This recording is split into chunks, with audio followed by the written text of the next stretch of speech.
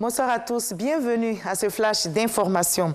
L'archevêque métropolitain d'Abidjan, Jean-Pierre Cardinal Courtois, a célébré ce dimanche ses 50 ans de jubilé d'or sacerdotal à la paroisse Saint-Pierre de Blocos, son village natal. La messe a été célébrée en présence de plusieurs personnalités, dont le Premier ministre qui représentait le président de la République, Alassane Ouattara. Chaque année, à la veille de la fête de l'indépendance, le ministère de l'Assainissement et de la Salubrité organise la Semaine nationale de la propreté. Cette semaine commence le 1er août, donc aujourd'hui, pour s'achever le 6 août prochain. Et selon le ministre Bouaké Fofana, cette semaine va contribuer à l'amélioration de la propreté dans les villes et communes ivoiriennes. Grâce Kando pour le reportage. Opération Grand Ménage, réforme du secteur des déchets. À cela s'ajoute la Semaine nationale de la propreté, SNP, qui se tient chaque année du 1er au 6 août. Des actions qui visent à offrir aux populations un cadre de vie et de travail propre et sain. Les 5 premières éditions de la Semaine nationale de la propreté, d'une part, ont permis de relever les bonnes dispositions du corps social, donc de l'ensemble des Ivoiriens et des habitants de la Côte d'Ivoire, à participer activement à l'amélioration de la salubrité du cadre de vie. D'autre part, elles ont contribué au toilettage de nos cités et ont ainsi permis de leur redonner l'esthétique nécessaire pour une célébration de la fête nationale. La Semaine nationale de la propreté sera marquée par plusieurs activités. Des programmes de sensibilisation et des opérations de propreté seront menés du 2 au 6 août sur toute l'étendue du territoire national. Il y aura une caravane de sensibilisation qui va sillonner les communes d'Altekoubé, de Koumassi et de Port-Boué et qui marquera des arrêts pour initier des jeux interactifs sur la salubrité.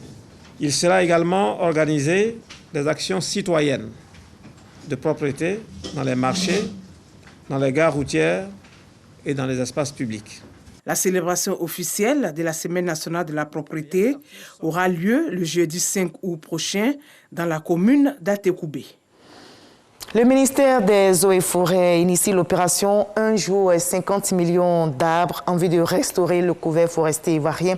La Sodexam, qui se veut une entreprise citoyenne, s'est engagée dans cette dynamique.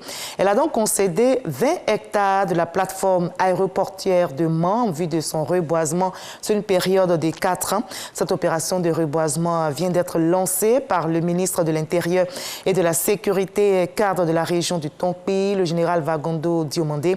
Et c'était en présence des autorités administratives, des cadres, des élus et des populations de la région du Tonpi. À l'étranger, au Maroc, le roi Mohamed VI appelle à rouvrir les frontières avec l'Algérie. Il a fait cette annonce hier à l'occasion du 22e anniversaire de son accession au trône. Mohamed VI réitère ainsi son appel à la réouverture des frontières avec son voisin, des frontières fermées depuis 1994, et ce, à l'initiative de l'Algérie. Cette déclaration intervient dans un contexte agité entre les deux pays. Si Rabat et Alger se heurtent depuis des décennies sur la question du Sahara occidental, la tension était montée d'un cran ces derniers jours après des propos de l'ambassadeur marocain à l'ONU. Ce dernier avait dit mi-juillet soutenir l'autodétermination du peuple kabyle en Algérie, une provocation insupportable aux yeux d'Alger qui a rappelé son ambassadeur au Maroc pour consultation. Plus de 400 migrants à bord d'une embarcation en bois ont été secourus par 3 ONG en Méditerranée centrale la nuit dernière, portant ainsi à près de 600 le nombre de personnes secourues ce seul week-end. Et selon SOS Méditerranée, le sauvetage effectué dans les eaux internationales a été périlleux. La grande embarcation en bois dans laquelle se trouvaient plus de 400 personnes a failli couler. Le feu sévit dans plusieurs pays au sud de l'Europe, en Turquie, en Grèce, en Italie et en Espagne. Des incendies sévissent depuis plusieurs jours dans le sud de la Turquie. Les feux ont déjà fait 8 morts. De nombreux villageois et touristes ont été évacués. On va se retrouver à 20h pour la grande édition. À tout à l'heure.